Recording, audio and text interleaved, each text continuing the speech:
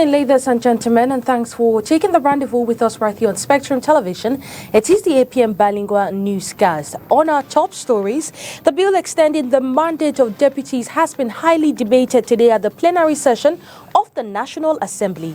Parliamentarians divided on the issue question government's representative on the importance of this decision. Olivier Bouzike will bring us more details in tonight's edition of the APM Bilingual Newscast. We talk fire incident and the way forward for households following the 5 houses that caught fire on Monday at Ifulan in the central region from an explosion. Oriane Donkeng spoke to an expert on how to prevent such incidents at the level of households. Well, we will listen to His Majesty Francois Mvondo on this issue. Good evening once again. If you're just joining us, it is the APM Bilingual Newscast right here on Spectrum Television. The news opens in the French language with you, Leila Renganzou. Good evening. Bonsoir à vous, la Donnette Ondessa. Mesdames, bonsoir. Monsieur, bonsoir. Et merci d'être avec nous. Il est 20h sur les antennes de Spectrum Télévision. C'est le journal. Assemblée nationale, le projet de loi portant prorogation du mandat des députés est en débat ce jour. Divisé sur la question, les élus de la nation ont longuement interrogé le représentant du gouvernement camerounais sur le bien fondé de cette décision. Le compte rendu de cette plénière avec Olivier Bouzike. En session plénière ce 9 juillet à l'Assemblée nationale, les députés sont divisés sur le projet de loi portant prorogation du mandat des députés. Le ministre délégué à la présidence chargé des relations avec les assemblées, Bolvin Wakata, est présent pour expliquer aux parlementaires les principales raisons qui ont motivé le chef de l'État d'alléger le calendrier électoral en 2027. Sauf que les élus de l'opposition ne sont pas convaincus. Nous avons comme impression, quand je dis nous, nous de l'UMS, nous avons comme impression, et je le dis sous le contrôle du président national de l'UMS, que cette loi est un peu à tête chercheuse. Il ne devait pas, pour notre part, arriver actuellement. La deuxième raison qui a été avancée, notamment sur la mobilité des ressources humaines et techniques, et ressources humaines, ressources techniques et les ressources financières, je suis encore plus scandalisée de comprendre que le Cameroun n'est pas à même d'organiser des élections qui se projettent parce que les élections ne nous tombent pas sur la tête en 2025 et qu'au regard du taux de chômage élevé, qu'on n'ait pas des personnes ou des jeunes qualifiés, et même s'ils ne sont pas qualifiés, qu'on qualifierait à pouvoir permettre un processus électoral crédible. Dans le parti au pouvoir, RDPC, l'on salue l'acte du chef de l'État. Nous remercions sincèrement le chef de l'État qui a su prendre des décisions autant opportunes. Quand il fallait abréger la loi, il l'a fait. Quand il faut proroger aussi, il l'a fait par rapport à la situation de l'heure. Donc le chef de l'État est bienveillant sur l'évolution de la vie sociale au Cameroun. Malgré la discussion générale qui a duré plusieurs heures, le texte a été adopté au terme des travaux présidés par l'honorable Kavaye Djibril, le président de la Chambre. Portant prorogation du mandat des députés, les élus de la nation se sont une fois de plus retrouvés à l'hémicycle du Palais des Congrès de Yaoundé. Ils ont pris part à un séminaire d'information et d'échange sur la sensibilisation en sécurité, incendie et management des risques d'arrêt cardiaque. Organisé par le réseau parlementaire pour la promotion de la santé et la valorisation de la médecine traditionnelle. Le séminaire était présidé par le vice-président de la Chambre basse du Parlement, l'honorable Kambo Mbéry, représentant personnel du président de la Chambre, Kavaye Djibril. Les statistiques, vous le saviez tous, c'est très courant maintenant, les incendies au Cameroun. Et en plus, encore hier à Ifulan, vous avez vu tout ce qui s'est passé. Donc nous sommes là pour ça, pour remédier à ce problème. Ça veut dire mettre en place un système de prévention. C'est surtout le plus important. La prévention, la sécurité incendie, ce n'est pas pour remplacer les pompiers. Donc nous sommes là pour travailler en collaboration avec les pompiers, mettre en place un réseau national de formation qui fera que tous les agents de sécurité, dans tous les lieux publics, il y aura la présence des agents de sécurité incendie. Et voilà. Et cela va aussi de pair avec le secourisme. Nous voyons les arrêts cardiaques, les accidents cardiovasculaires. Chaque fois, aujourd'hui, quand il arrive des décès subites, on dit sorcellerie. Sorcellerie. Et pourtant, on peut bien prévoir, on peut bien prévenir tous ces problèmes tous ces problèmes, voilà. C'est pour ça que nous sommes là, nous apporterons notre contribution. Nous avons été invités, nous allons mettre en place, justement, comme j'ai dit, un centre national pour contrôler tous ces problèmes. Et nous allons pallier. Et là, dans tous les foyers, il y aura des systèmes de sécurité incendie qui pourront annoncer, qui pourront prévenir les risques de départ de feu. Nous avons aussi le centre de formation. On va former les agents de sécurité incendie parce que c'est lié. Il y a ce qu'on appelle le SSC, le sécurisme. Vous voyez? Voilà. Et cela, on va former des gens qui savent comment, par exemple, le massage cardiaque, déjà qu'on repère les problèmes. Vous avez vu, par exemple, Papa Wemba, il est mort sur scène. Et comment était la réaction du public? Rien. Pourquoi? Parce qu'il n'y avait pas de système de prévention en place. Les gens n'étaient pas formés. Donc notre problème, nous sommes venus aujourd'hui pour mettre en place un système de formation très poussé pour que partout dans tous les lieux publics, il y ait des agents de sécurité incendie prêts à pallier, prêts à intervenir comme il faut. 5 maisons d'habitation sont parties en fumée ce 8 juillet 2024 à la suite d'un incendie causé par l'explosion d'un camion-citerne au quartier Ofiloane à Yaoundé. Un accident qui remet au goût du jour les mesures de sécurité en cas d'incendie, mais surtout le triste souvenir du 14 février 1994. Orient Duncan. Ils n'ont pas que la proximité géographique en commun. Nsam et Foulane, deux quartiers du 3e arrondissement de la ville de Yaoundé, sont désormais liés par des coulées de liquide inflammable entraînant des incendies.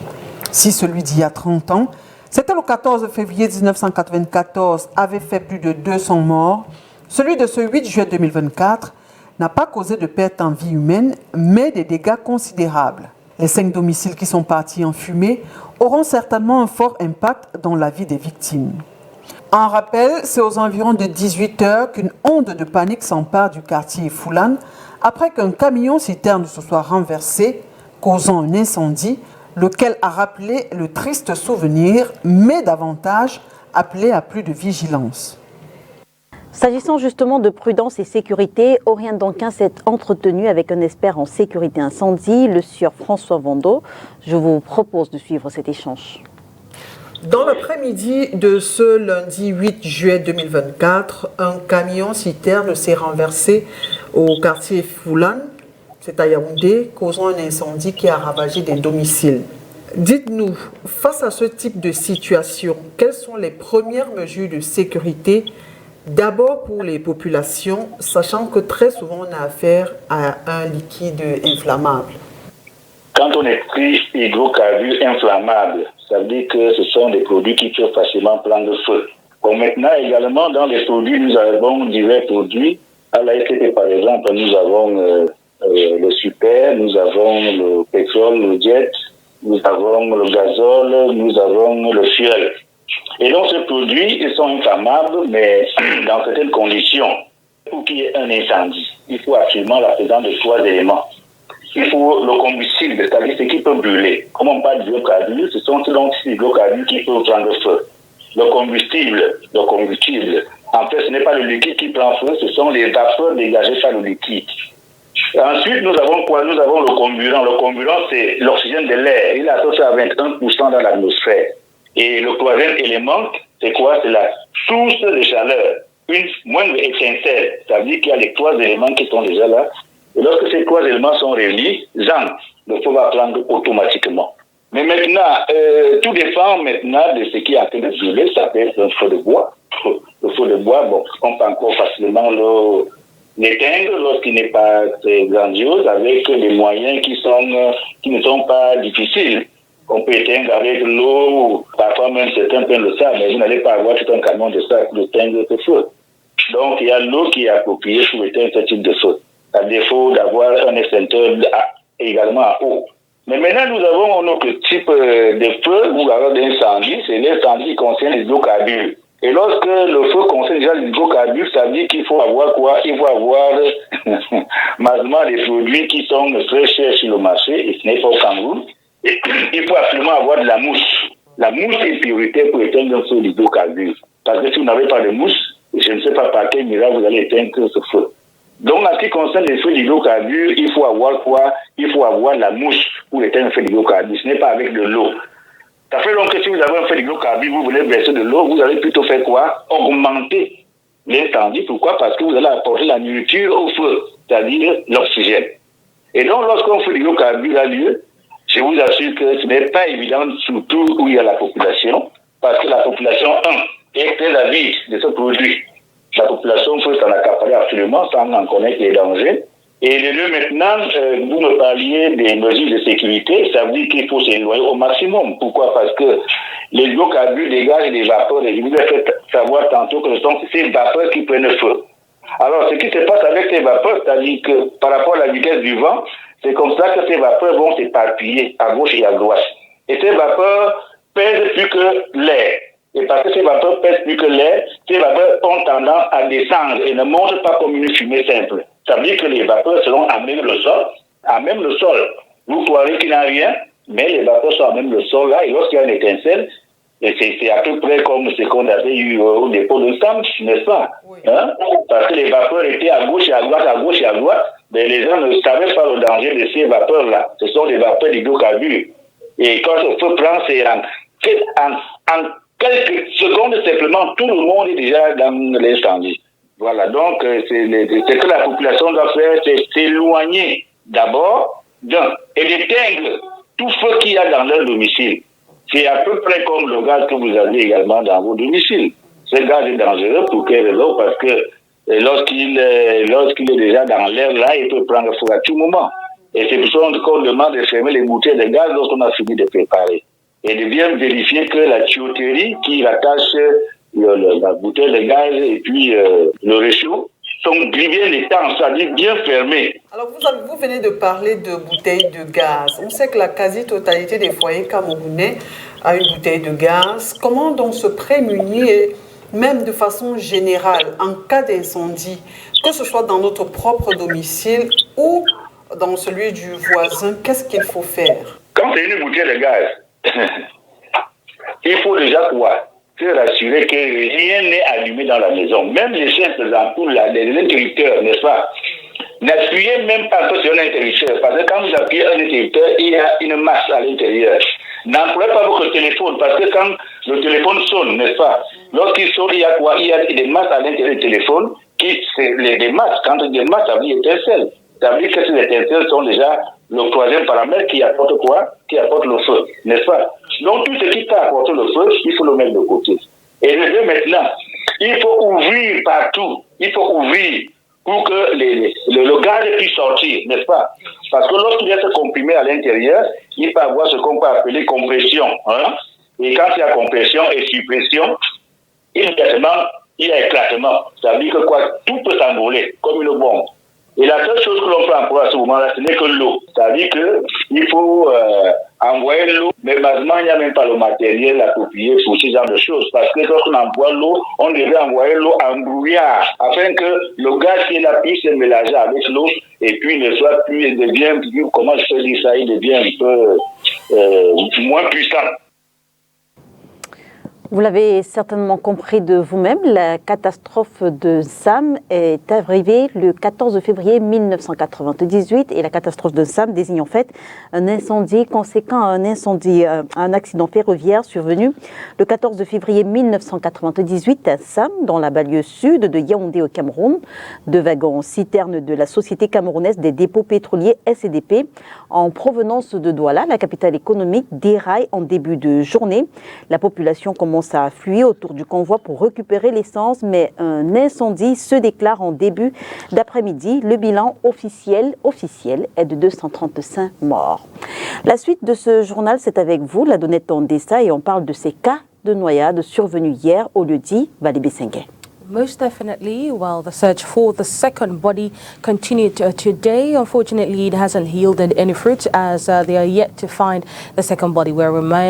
Just to remind you of the incident yesterday, two boys who jumped into the overflowing drain after that heavy downpour from a bet they had made on who could swim better in the overflow drain at the Valibé-Senghé in the Douala One municipality. Unfortunately, that was the last time the inhabitants saw them, as one's body was retrieved yesterday, but a search party is on to look for the second body. Let's listen to this report as prepared by reporter Christella Sexuale and Julie Bo.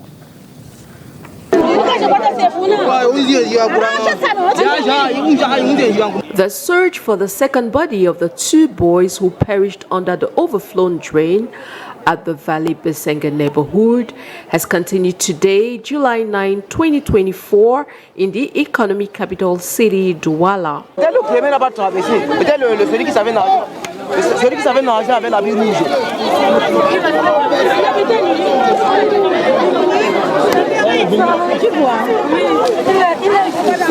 The population of this neighborhood, still in shock, trying to digest the sudden demise, continue to ply the waters, hoping the second body will emerge.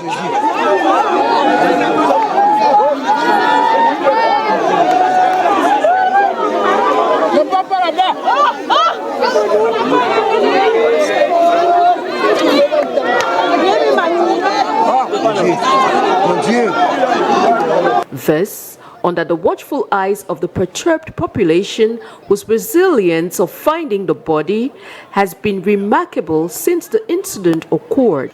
Despite all their efforts in the search, there has been no assistance at all from the firefighters who have been absent from the scene of the incident since the tragedy occurred. The population, however, seems to have been abandoned to their plight.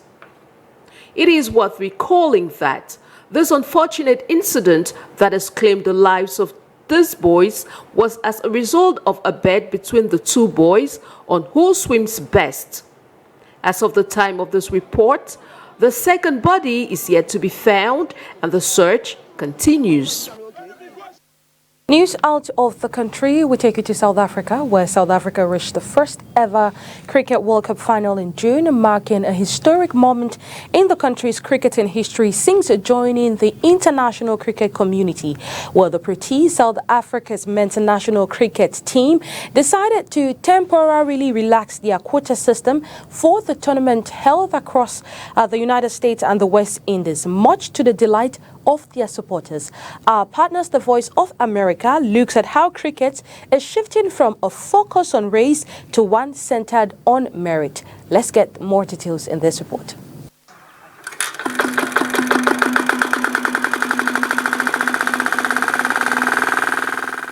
On this cricket field, the pitch requires a swift roll.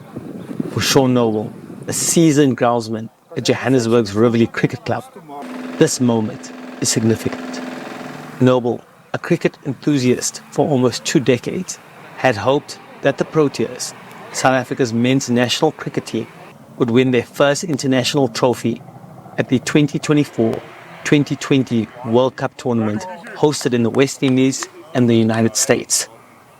This final means to me that it's very important to our country and that this is the first time that we're not going to choke in the final. South Africa had a promising start, but faltered against India in the final stages, causing the cricket team to miss out on the trophy. This tournament also marked a relaxation from the quota system that had been enforced over the past decade, which required at least half the squad to compromise players of colour to ensure inclusive representation post-apartheid. Ashwin Desai, the author of a book on cricket looking at post-apartheid South Africa, explains how the excellence of players of colour has led to the call to drop the quota system.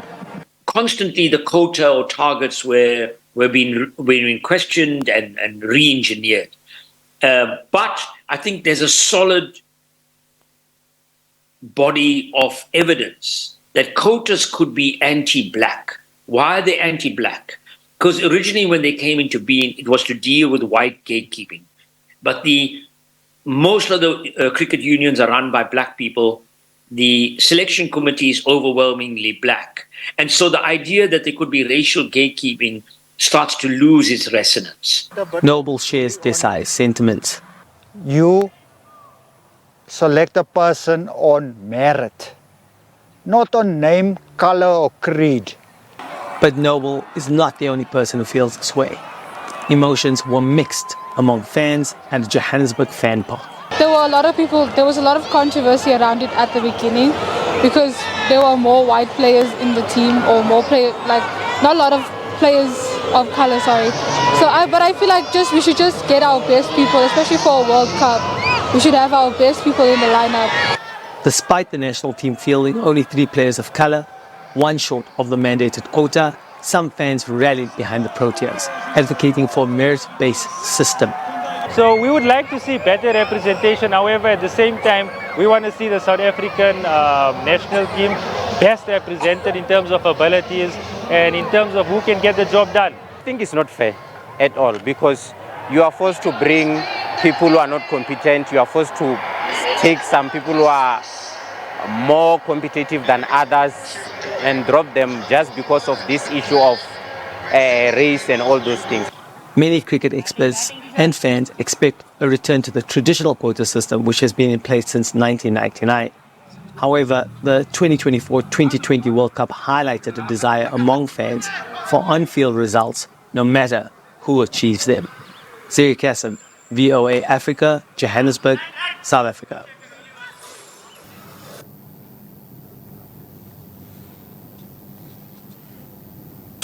Veteran player Ifdo Mokoko alongside 13 others have been shown the exit door at Kotongspor of Garoua with reasons still unknown to the public. But one thing we are certain of is that this multiple Cup of Cameroon winner, this multiple league title league winners are active in the transfer market looking for replacements. Let's get more details in this report. Kotongspor of Garoua has bid farewell to 14 players as they prepare for the upcoming season. The team, who finished last season without any trophies for the first time since 2020, aims to inject fresh talent and skillful players into its rank. The goal is not only to dominate the Cameroon football scene, but also to make an impact at the continental level. The club has released 7 defenders, 3 midfielders, 2 goalkeepers and 2 strikers. Amongst those departing is Emile Lako, named the best goalkeeper at the 2023 Ballon d'Or Awards. Lako, who joined Kotongspor last summer, saw limited playing time due to Gabin Alabatnat's status as a first-choice goalkeeper. Despite saving a penalty for Kotongspor in the CAF Champions League last season, Lako's importance to the club was questioned by officials. Interestingly, he now finds himself on the radar of 2 top teams in Cameroon, Dynamo of Douala and Feu Vazou Elite. Joining him in the departure list is 25-year-old Jean-Daniel Stéphane Nyek, formerly of AS Fortuna. Veteran player Yves Valendo Mukoko, who has played for clubs like Young Sport Academy, Canong Sportif and Iding, is among the 7 defenders shown the exit door. Patrick Etuga, formerly of Istanbul Sport, also bids farewell. Notably, under-21 wonder kid Goni Ali, who formed a strong defensive partnership with Chair Malone of Simba SC, will no longer be part of the team. Other names on the list include Ibrahim Abba, Mamoudou Hassanabo, Frank Achille Nyobe, and Boubakari Diarou. In midfield, former Bambutus of Buda player Benjamin Bele and Ako Ari are part of the trio relinquished by the club. The third midfielder is Innocent Asana. Bele, who scored Kotongspor's first goal in the last season's playoff, failed to secure an extension. Up front, Eding Sports' Jean-Emmanuel Chamju and Mushu Kasali Goma are the 2 strikers sent packing by the club. Reports from close sources suggest that Kotongspor plans to promote some of its youth players to the senior team while also exploring new recruitment opportunities. It's with that report that we put an end to tonight's edition of the APM Bilingual Newscast. Do have a wonderful night in the company of our programs. Good night to you, Léla Renganzeu. Bonsoir à vous, la Donnette Ondessa, mesdames et messieurs. Merci de nous avoir suivis. On se retrouve dès demain 20h sur les antennes de Spectrum Télévision, si, bien sûr, Dieu le veut. Bonsoir.